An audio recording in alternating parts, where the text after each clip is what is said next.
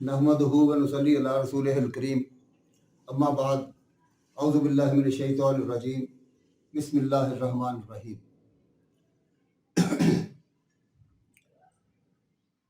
साथियों, हम हज़रत मूसा अलैहिस्सलाम का किस्सा बयान कर रहे हैं।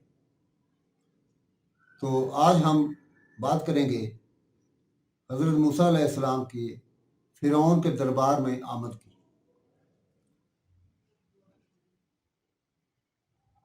मूसा और हारून अलैहिमुस्सलाम फ़िरौन के दरबार में पहुंचकर उसे दावत तौहीद देते हैं और बनी इसराइल पर जुल्म और सितम बंद करने का मशवरा देते हैं, जबकि फ़िरौन हकारत से ये बात मानने से इनकार कर देता है। इरशाद बारी ताला है, और जब आपके रब ने मूसा को आवाज़ दी कि जालिम कौम के पास जा, कौम फ़िरौन के पास, क्या वो परहेजगारी इख्तियार ना करेंगे? मूसा ने कहा, मेरे परवरदिगार, मुझे तो खौफ है कि वो मुझे जुटलाएंगे और मेरा सीना तंग हो रहा है, मेरी ज़बान चल नहीं रही। बस तू हारून की तरफ भी वही भेज, और मेरे ज़िम्मे उनका एक कसूर भी है। मुझे डर है कि कहीं वो मुझे मार न डाले। बारी ताला ने फरमाया, हरगिज़ ऐसा ना होगा, तुम दोनों हमारी निशानियां लेकर जाओ, हम खुद सुनने वाले हैं, तुम्हारे साथ हैं। तुम दोनों फ़िरौन के पास जाकर कहो, हम बिलाशुबा रब्बुल आलमीन के भेजे हुए हैं कि तू हमारे साथ बनी इसराइल को रवाना कर दे। फ़िरौन ने कहा, क्या हमने तुझे तेरे बचपन में अपने यहाँ नहीं पाला था और तूने अपनी उम्र के बहुत से साल हम में नहीं गुजारे? फिर तू अपना वो काम कर गया जो कर गया, और तू नाशुक्रों में से है। इन आयात का मफहूम ये है कि अल्लाह ताला ने मूसा और हारून अलैहिस्सलाम को हुक्म दिया कि फ़िरौन के पास जाकर उसे तौहीद का पैगाम दें कि वो सिर्फ अकेले अल्लाह की इबादत करे, जिसका कोई शरीक नहीं, और बनी इसराइल को अपने कब्ज़े और तसल्लुत से आज़ाद कर दें। वो जहाँ चाहें जाकर अपने रब की इबादत करें और उसकी तौहीद पर कारबंद रहते हुए इससे दुआ और इल्तिजा में मशगूल हो जाए। फ़िरौन ने फ़ख्र और तकब्बुर के जज्बात गालिब आ गए। उसने हज़रत मूसा अलैहिस्सलाम की तहकीर की नज़र से देखते हुए कहा, क्या तू वही नहीं जिसे हमने अपने घर में पाला और तवील अरसा तक तुझसे हुस्न सलूक करते हुए इनामात की बारिश किए रखी? इससे मालूम होता है कि जिस फ़िरौन के पास से आप फरार हुए थे, उसी की तरफ नबी बनाकर भेजे गए। इसके बरक्स अहले किताब कहते हैं कि आप जिस फ़िरौन के दौर में मिस्र से निकलकर मदीन तशरीफ ले गए थे, वो आपके मदीन में मुकीम होने के दौरान में मर गया था, और नबूवत मिलने के बाद जिसके पास गए वो और फ़िरौन था। फिर तो वो अपना काम कर गया जो कर गया, और तू नाशुक्रों में से है। यानी तूने कब्ती आदमी को कत्ल किया और हमारे पास से भाग गया और हमारे एहसानात का मुनकर हुआ। मूसा अलैहिस्सलाम ने जवाब दिया, मैंने ये काम उस वक्त किया था जब मैं राह भूले हुए लोगों में से था, यानी उस वक्त मुझ पर वही नाज़िल नहीं हुई थी। फिर तुमसे खौफ खाकर मैं तुमसे भाग गया। फिर मुझे मेरे रब ने हुक्म दिया और मुझे अपने पैगंबरों में से कर दिया। फिर फ़िरौन ने आप पर परवरिश और हुस्न सलूक का जो एहसान जुटलाया था, इसका जवाब देते हुए आपने फरमाया, मुझ पर तेरा क्या यही वो एहसान है जिसे तू जता रहा है कि तूने बनी इसराइल को गुलाम बना रखा है? यानी तूने मुझ एक फर्द पर जो एहसान किया है, क्या तू अपने इस जुल्म के मुकाबले में इसका जिक्र कर सकता है कि तूने एक पूरी कौम को गुलाम बनाकर अपनी खिदमत में लगा रखा है? अल्लाह ताला ने सूरह शुआरा में की मंदरजा ज़ैल आयात में हज़रत मूसा अलैहिस्सलाम और फ़िरौन का मुकालमा बयान फरमाया है। इरशाद बारी ताला है, फ़िरौन ने कहा, रब्बुल आलमीन क्या होता है? मूसा अलैहिस्सलाम ने फरमाया, वो आसमानों और ज़मीन और इनके दरमियान की तमाम चीज़ों का रब है, अगर तुम यकीन रखने वाले हो। फ़िरौन ने अपने इर्द गिर्द वालों से कहा, क्या तुम सुन नहीं रहे? मूसा अलैहिस्सलाम ने फरमाया, वो तुम्हारा और तुम्हारे अगले बाप दादा का परवरदिगार है। फ़िरौन ने कहा, लोगों, तुम्हारा ये रसूल जो तुम्हारी तरफ भेजा गया है, ये तो यकीनन दीवाना है। موسیٰ علیہ السلام نے فرمایا وہی مشرق و مغرب کا اور ان کے درمیان کی تمام چیزوں کا رب ہے اگر تم عقل رکھتے ہو۔ ان آیات میں اللہ تعالیٰ نے موسیٰ علیہ السلام اور فرعون کے درمیان ہونے والا مکالمہ اور مناظرہ بیان فرمایا ہے اور موسیٰ علیہ السلام کی عقلی اور حسی دلیل کا ذکر کیا ہے جو آپ نے فرعون کو پیش کی۔ فرعون اللہ تبارک و تعالیٰ کے وجود کا انکار کرتا تھا اور دعویٰ کرتا تھا کہ وہ خود معبود ہے۔ چنانچہ اس نے سب کو جمع کر کے اعلان کیا تم سب کا سب سے بلند و بالا رب میں ہی ہوں۔ دوسرے مقام پر اس طرح سے اس نے اعلان کیا اے درباریوں میں تو اپنے سوا کسی کو تمہارا معبود نہیں جانتا۔ وہ محض ہٹ درمی کی بنیاد پر یہ بات کہہ رہا تھا حالانکہ اسے معلوم تھا کہ وہ ایک بندہ ہے جو کسی اور کے سایہ ربوبیت میں ہے اور اللہ ہی خالق اور سچا معبود ہے۔ جیسا کہ اللہ تعالیٰ نے فرمایا انہوں نے صرف ظلم اور تکبر کی بنا پر انکار کر دیا حالانکہ ان کے دل یقین کر چکے تھے، پس دیکھ لیجئے ان فتنہ پرداز لوگوں کا انجام کیسا ہو۔ اسی وجہ سے اس نے موسیٰ علیہ السلام کی نبوت کا انکار کرتے ہوئے اور یہ اظہار کرنے کے لیے کہ آپ کو مبعوث فرمانے والے کسی رب کا کوئی وجود نہیں، یہ کہا ما رب العالمین، رب العالمین کیا ہوتا ہے؟ کیونکہ موسیٰ اور ہارون علیہ السلام نے فرمایا تھا انا رسول رب العالمین، ہم بلا شبہ رب العالمین کے بھیجے ہوئے ہیں۔ گویا وہ کہہ رہا تھا کہ وہ رب العالمین کون ہے جس کے بارے میں تمہارا دعویٰ ہے کہ اس نے تمہیں رسول بنا کر بھیجا ہے؟ موسیٰ علیہ السلام نے اس کے جواب میں کہا وہ آسمانوں اور زمین اور ان کے درمیان کی تمام چیزوں کا رب ہے اگر تم یقین رکھنے والے ہو۔ یعنی جہانوں کا رب وہ ہے جس نے آسمانوں اور زمین کو پیدا کیا ہے جو تمہاری نظروں کے سامنے ہیں اور ان کے درمیان بہت سی مخلوقات کو پیدا کیا، مثلا بادل، ہوائیں، بارش، نبات، حیوانات جن کے بارے میں ہر یقین رکھنے والا جانتا ہے کہ یہ خود بخود وجود میں نہیں آتے، لازماً کوئی انہیں وجود بخشنے والا اور پیدا کرنے والا ہے اور وہ اللہ رب العالمین ہے جس کے سوا کوئی عبادت کے لائق نہیں۔ فرعون نے اپنے وزیروں، امیروں اور درباریوں سے کہا کیا تم سن نہیں رہے؟ یعنی موسیٰ علیہ السلام کی باتوں کا مذاق اڑاتے ہوئے کہا کیا تم اس کی بات سن رہے ہو؟ موسیٰ علیہ السلام نے فرعون اور اس کے درباریوں کو مخاطب کرتے ہوئے فرمایا وہ تمہارا اور تمہارے اگلے باپ دادا کا پروردگار ہے۔ مطلب یہ ہے کہ اسی نے تمہیں اور تم سے پہلے تمہارے آباء و اجداد کو پیدا کیا تھا۔ یہ بات ہر شخص جانتا ہے کہ فرعون نے اپنے آپ کو پیدا نہیں کیا، نہ ماں باپ کو پیدا کیا، نہ وہ کسی پیدا کرنے والے کے بغیر وجود میں آ گیا، بلکہ اسے اللہ نے پیدا کیا ہے جو تمام جہانوں کا مالک ہے۔ انہی دو نقطوں کی طرف اس فرمان میں توجہ دلائی گئی ہے۔ ان قریب ہم انہیں اپنی نشانیاں آفاق عالم میں بھی دکھائیں گے اور خود ان کی اپنی ذات میں بھی، یہاں تک کہ ان پر کھل جائے گی کہ حق یہی ہے۔ اس کے باوجود فرعون اپنی مدہوشی سے ہوش میں نہیں آیا اور گمراہی کو ترک نہ کیا بلکہ سرکشی، اناد اور کفر پر اڑا رہا۔ اس نے کہا لوگوں تمہارا یہ رسول جو تمہاری طرف بھیجا گیا ہے یہ تو یقیناً دیوانہ ہے۔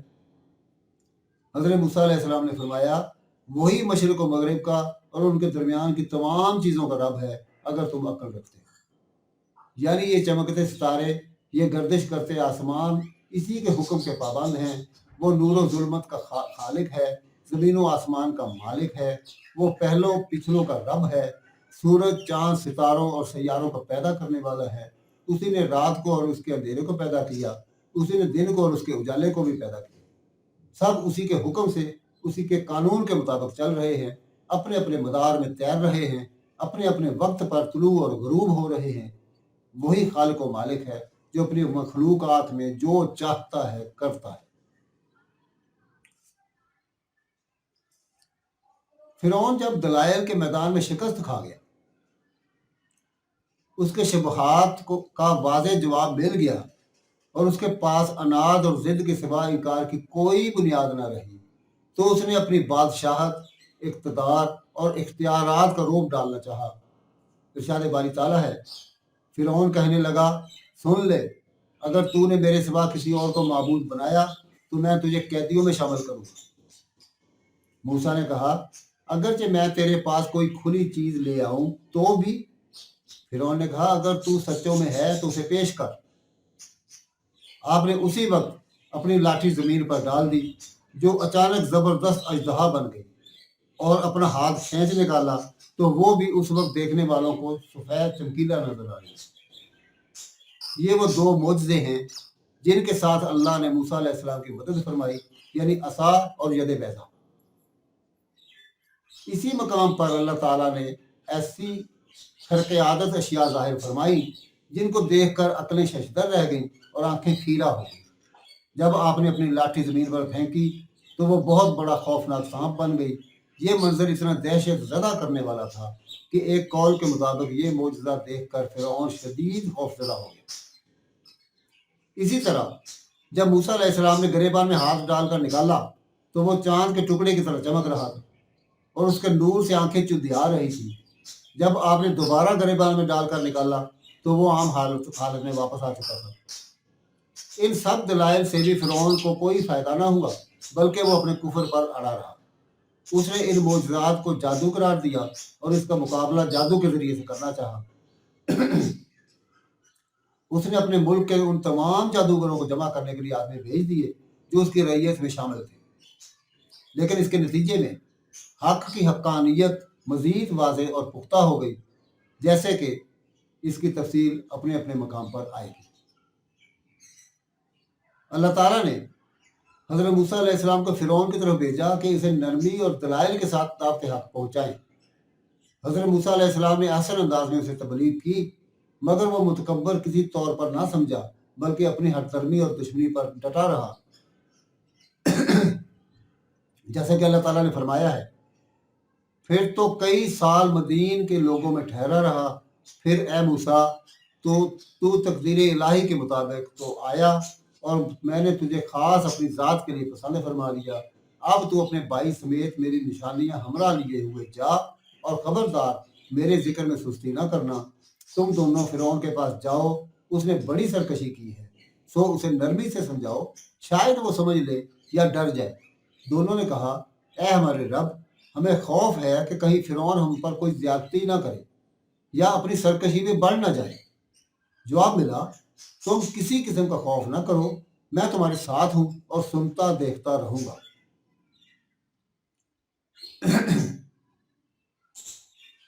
اللہ تعالیٰ نے جس رات موسیٰ علیہ السلام سے کلام فرمایا اور نبوت کا منصب عطا فرمایا، اس وقت کلام کرتے ہوئے فرمایا جب تو فرعون کے گھر میں رہتا تھا میں اس وقت بھی تیری دیکھ بھال حفاظت کرتا تھا اور تجھے میری عنایت حاصل تھی۔ پھر میں نے تجھے مصر سے نکال کر مدین پہنچا دیا، اس میں میری مشیت، قدرت اور تدبیر ہی کار فرما تھی۔ تو سالوں وہاں رہائش پذیر رہا، پھر تو تقدیر کے مطابق آیا، یہ بھی میرا ہی فیصلہ تھا، اور میں نے تجھے خاص اپنی ذات کے لیے پسند فرما لیا تاکہ تجھے اپنا کلام عطا فرما کر رسول بنا۔ اب تو اپنے بھائی سمیت میری نشانیاں ہمراہ لیے ہوئے جا، اور جب تم دونوں فرعون کے پاس پہنچ جاؤ تو میرے ذکر میں سستی نہ کرنا۔ اس کی برکت سے تمہیں فرعون سے بات کرنے میں، نصیحت کرنے میں اور دلائل پیش کرنے میں مدد حاصل ہوگی۔ پھر اللہ تعالیٰ نے فرمایا تم دونوں فرعون کے پاس جاؤ، اس نے بڑی سرکشی کی ہے، اسے نرمی سے سمجھاؤ، شاید وہ سمجھ لے یا ڈر جائے۔ اس سے اللہ تعالیٰ کا حلم و کرم اور مخلوق پر اس کی رافت و رحمت ظاہر ہوتی ہے۔ اللہ تعالیٰ کو فرعون کا کفر، عناد اور تکبر معلوم تھا، وہ اس دور کا بدترین انسان تھا، اور اللہ تعالیٰ اس کی طرف زمانے کے افضل ترین انسانوں کو بھیج رہا تھا۔ پھر بھی انہیں یہی حکم دیا کہ اسے اچھے طریقے سے اور نرمی سے تبلیغ کریں، اور اس سے اس طرح پیش آئیں جس طرح اس شخص سے بات کی جاتی ہے جس کے بارے میں نصیحت قبول کرنے کی اور خدا خوفی کی امید ہو۔ جیسے اللہ تعالیٰ نے رسول اکرم صلی اللہ علیہ وآلہ وسلم سے فرمایا اپنے رب کی راہ کی طرف لوگوں کو اللہ کی وحی اور بہترین نصیحت کے ساتھ بلائیے اور ان سے بہترین طریقے سے گفتگو کیجیے، اور فرمایا اہل کتاب کے ساتھ بحث و مباحثہ نہ کرو مگر اس طریقہ پر جو عمدہ ہو۔ بہرحال حضرت موسیٰ اور حضرت ہارون علیہ السلام نے کہا اے ہمارے رب، ہمیں خوف ہے کہ کہیں فرعون ہم پر کوئی زیادتی نہ کرے یا اپنی سرکشی میں بڑھ نہ جائے۔ اس کی وجہ یہ تھی کہ فرعون سرکش، جبار اور مردود شیطان تھا۔ ملک مصر کے طول و عرض میں اس کی حکومت تھی۔ وہ بڑے لشکروں پر حکم چلانے والا اور جاہ و جلال کا مالک تھا۔ اس لیے بشریت کے تقاضے سے انہیں خوف محسوس ہوا، کہیں وہ شروع ہی سے ظلم و زیادتی کا رویہ اختیار نہ کرے۔ اللہ تعالیٰ نے انہیں تسلی دیتے ہوئے فرمایا، تم مطلقاً خوف نہ کرو، میں تمہارے ساتھ ہوں اور سنتا دیکھتا رہوں گا۔ جیسے دوسرے مقام پر ارشاد ہے، ہم خود سننے والے تمہارے ساتھ ہیں۔ دوسرے مقام پر اللہ تعالیٰ نے یوں فرمایا، تم اس کے پاس جا کر کہو، ہم تیرے پروردگار کے پیغمبر ہیں، تو ہمارے ساتھ بنی اسرائیل کو بھیج دے، ان کی سزائیں موقوف کر، ہم تو تیرے پاس تیرے رب کی طرف سے نشانی لے کر آئے ہیں، اور سلامتی اسی کے لیے ہے جو ہدایت کا پابند ہو جائے۔ ہماری طرف وحی کی گئی ہے کہ جو جھٹلائے اور روح گردانی کرے اس کے لیے عذاب ہے۔ اللہ تعالیٰ نے موسیٰ اور ہارون علیہ السلام کو حکم دیا کہ فرعون کے پاس آ کر اسے اللہ کی طرف بلائیں اور اسے توحید کی دعوت دیں کہ وہ اللہ وحدہ اللہ شریک کی عبادت کرے اور بنی اسرائیل کو قید و بند سے آزاد کر کے ان کے ساتھ بھیج دے اور انہیں عذاب میں مبتلا نہ رکھے۔ ہم تیرے پاس تیرے رب کی طرف سے دلیل لے کر آئے ہیں۔ وہ عظیم دلیل عصا اور ید بیضا کے معجزات ہیں، اور سلامتی اسی کے لیے ہے جو ہدایت کا پابند ہو جائے۔ یہ ایک بلیغ، عظیم اور مفید نکتہ ہے۔ پھر دونوں حضرات نے فرعون کی وہ تکذیب کے برے نتیجے سے آگاہ کرتے ہوئے فرمایا، ہماری طرف وحی کی گئی ہے کہ جو جھٹلائے اور روح گردانی کرے اس کے لیے عذاب ہے، یعنی دل سے تکذیب کرے اور بدن کے ساتھ عمل سے پہلو تہی کرے۔